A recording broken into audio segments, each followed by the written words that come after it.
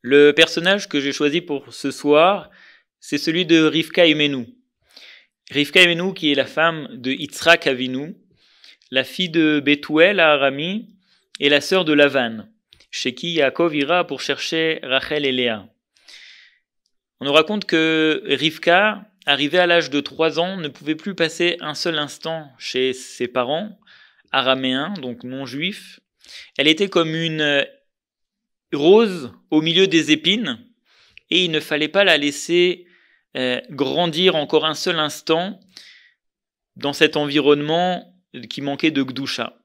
Arrivée à l'âge de 3 ans, donc elle avait besoin d'être imprégnée de Gdusha, de retrouver un environnement sain, et donc arrive Eliezer, le serviteur d'Abraham, pour proposer en Shidour à Yitzhak et Rivka. Et donc, les parents acceptent malgré tout, et Rivka part pour se marier avec Yitzhak Avinu.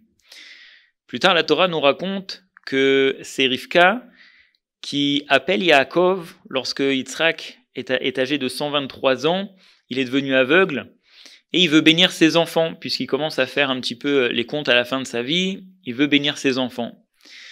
Et donc il demande à bénir le plus grand, il demande à bénir Esav.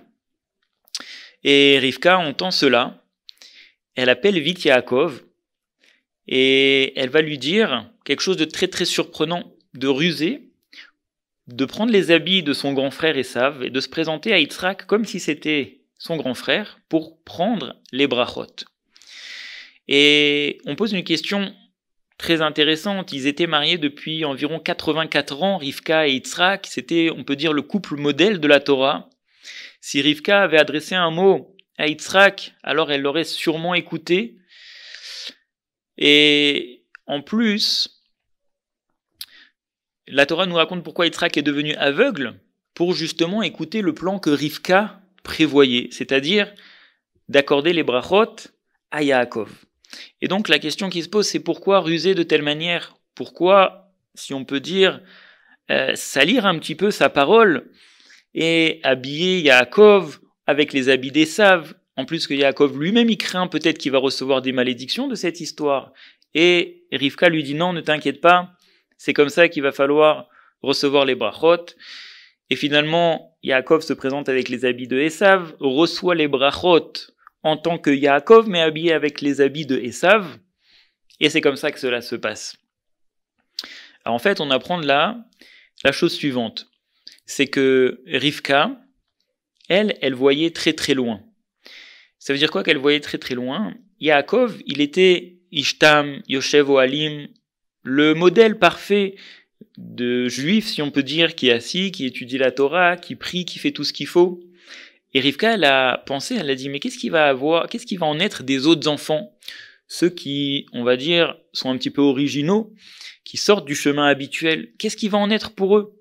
Qui sont habillés de manière un peu plus moderne, qui vont pas forcément étudier la Torah du matin au soir. Qu'est-ce qui va en être pour eux? Et donc Rivka, elle a dit, pour que l'histoire du judaïsme se perpétue, alors il va falloir que la bracha, elle descende même chez le juif, bien sûr, Yaakov, mais habillé avec les habits de Esav.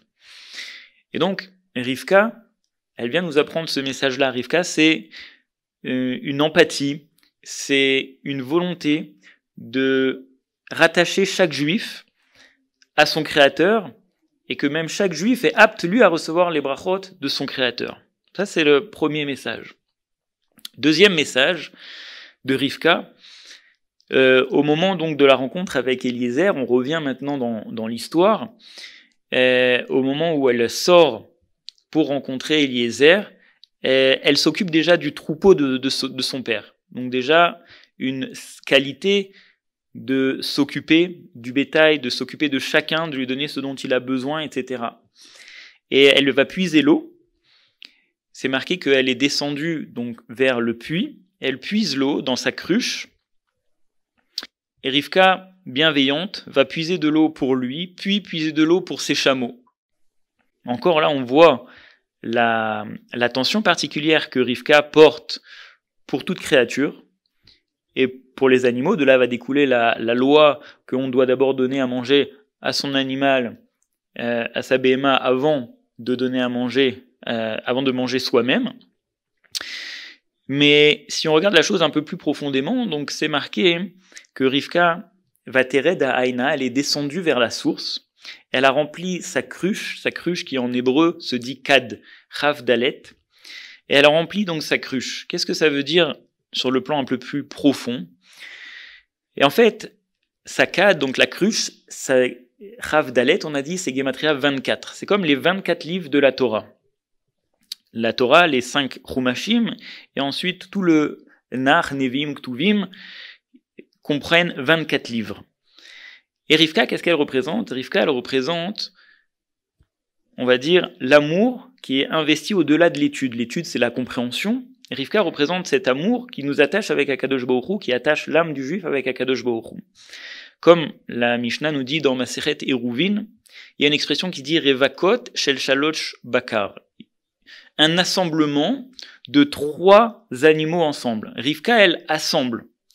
Et d'ailleurs, tout ce qu'on a raconté jusqu'à maintenant, ça nous montre comment elle veut rassembler, unir, unifier autour de son créateur, que aucun juif n'est séparé, pas seulement aucun juif, tous les juifs, et pas seulement tous les juifs, même les animaux. Et en fait, Rivka, elle va même apporter encore une dimension beaucoup plus élevée dans la Torah elle-même. Donc ça veut dire quoi? Qu'elle est descendue vers la source. La source, on sait bien que Mayan, c'est la Torah de vie, la Torah qui vivifie le peuple juif. Elle est descendue vers la source. Ça veut dire qu'elle a amené dans la compréhension de la Torah ce niveau d'amour, d'attachement avec Akadosh Baruch Hu. La Torah, c'est pas simplement une science. La Torah, c'est un attachement avec Akadosh Baruch Hu. Chaque parole de Torah qu'on va étudier, qu'on va écouter sur Israël Torah, c'est une occasion de s'attacher avec le Créateur, avec Akadosh Baruch Hu. Et c'est le rôle de Rivka Imenu. Et voilà, Fabrice, c'est le message qu'on peut retenir de Rivka Imenu, qui est un message très très très fort. Je vous souhaite de passer une excellente soirée et toutes les brachot de réussite.